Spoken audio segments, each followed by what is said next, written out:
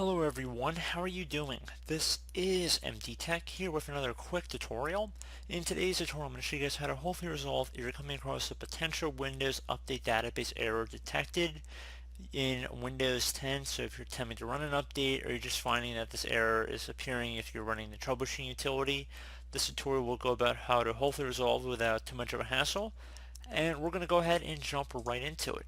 And we're going to start by opening up the Start menu. Type in Services. Best match should come back with Services right above App. So go ahead and left click on that.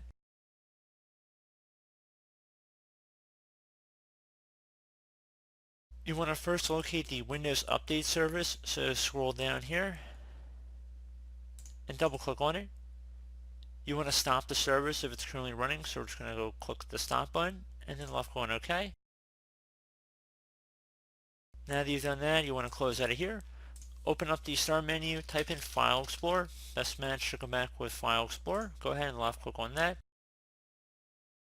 Select this PC on the left side. Now go underneath whatever drive Windows is installed on. For most people it should be the C drive and it should say local disk. So go ahead and double click on that.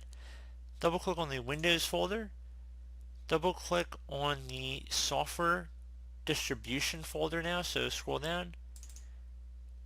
And now go underneath Data Store, so double click on Data Store. Whatever is listed under here, you want to just highlight over everything and then right click over the selection and then select Delete.